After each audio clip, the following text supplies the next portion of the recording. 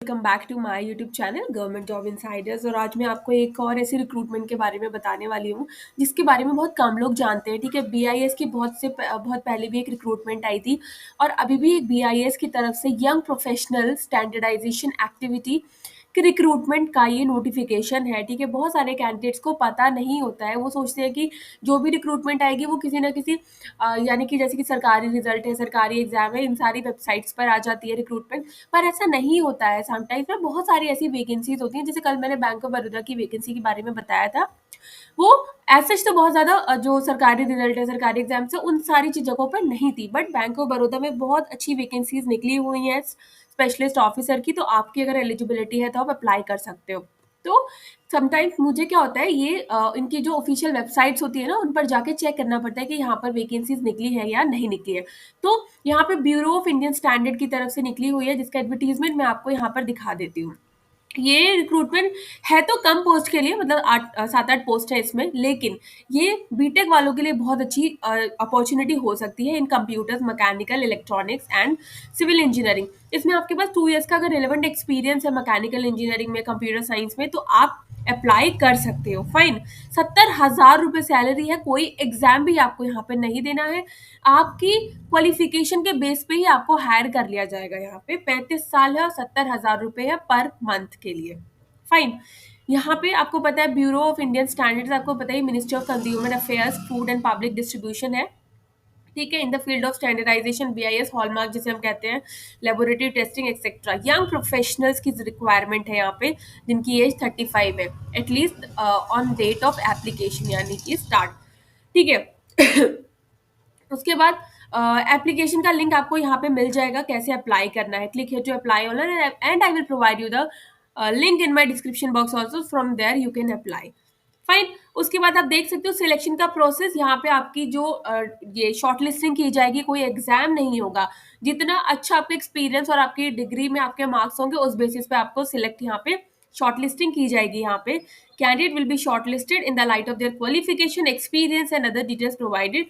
whatever the details you will provide in the application form, that you have that much of relevant experience in the related area and आपके अच्छे marks हैं आपकी degree में, तो आपको जरूर यहाँ पे शॉर्टलिस्ट किया जाएगा। फुलफिलमेंट ऑफ क्वालिफिकेशन और shortlisting shall not confer any right to be engaged for young professional. Shortlisted candidate will be called for the technical knowledge assessment और interview. कोई एग्जाम नहीं होगा यहाँ पे, टेक्निकल मतलब थोड़ा बहुत टेक्निकल नॉलेज का असेसमेंट होगा और इंटरव्यू होगा। ठीक है, इंटरव्यू के बेसिस पे ही सिलेक्ट किया जाएगा। टेन्योर कितने का होगा? 2 साल का होगा। यहाँ पे कॉन्ट्रैक्चुअल बेसिस पे होगा। 70,000 रुपये दिए जाएंगे, जो कि यहाँ पे फिक्स्ड है। लीव, जो भी साल में 12 लीव है, वो आपको यहाँ पे दी जाएंगी। वर्किंग आवर्स 9 to 5:30, जो भी एक नॉर्मल ऑफिस वर्किंग आवर्स जो होते हैं, 9 AM to 5:30 PM, इतना ही वर्किंग आवर्स यहाँ पे आपको दिया जाएगा।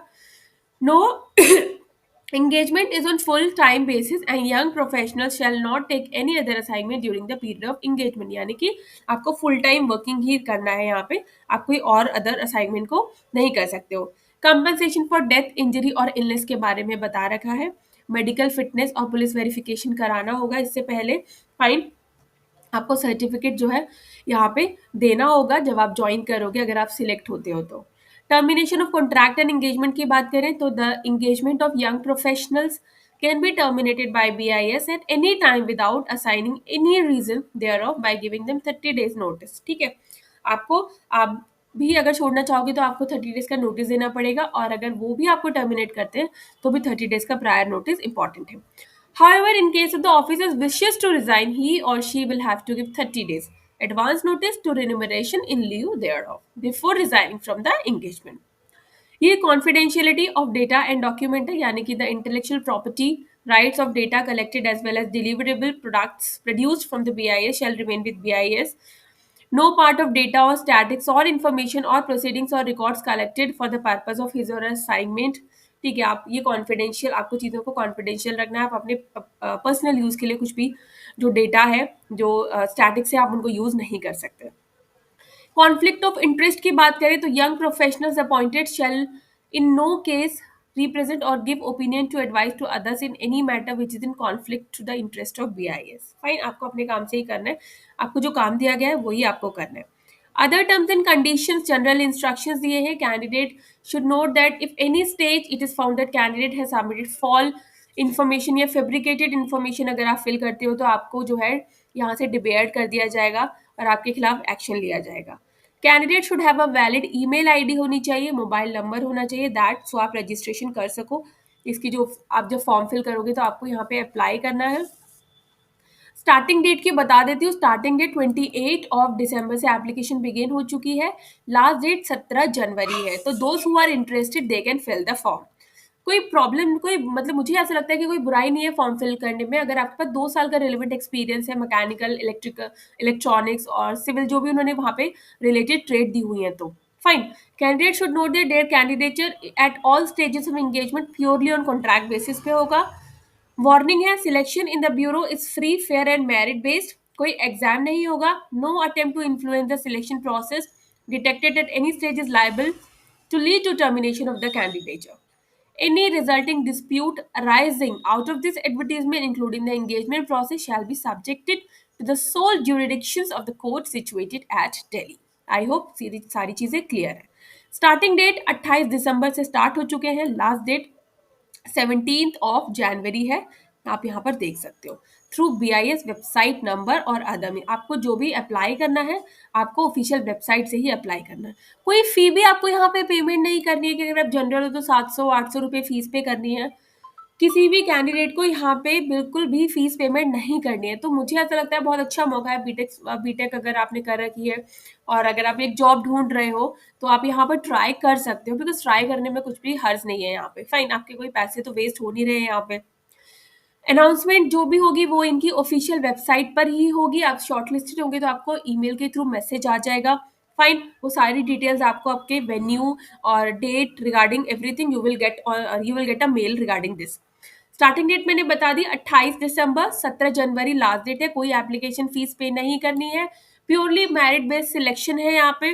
अप्लाई का link I will provide you और you can go to BIS की ऑफिशियल वेबसाइट पर, click here to apply online. आपको यहाँ से पूरा फॉर्म जो है अप्लाई करना है. जो भी इन्होंने डेटा मांगा है आपसे, जो भी ऑनलाइन फॉर्म में ईमेल आईडी, फोन नंबर और जो भी आपके एजुकेशनल डिटेल्स यहाँ पे मांगे that you have to fill with photos and signatures whatever is required. So I hope, मैं कोशिश करती हूँ कि आपके लिए कुछ डिफरेंट सी जो नोटिफिकेशंस है जॉब से रिलेटेड वो मैं आपको देती रहूँ. और बहुत सारे कैंडिडेट को कैनरा बैंक में 24 के DV से रिलेटेड इशू हो रहा है.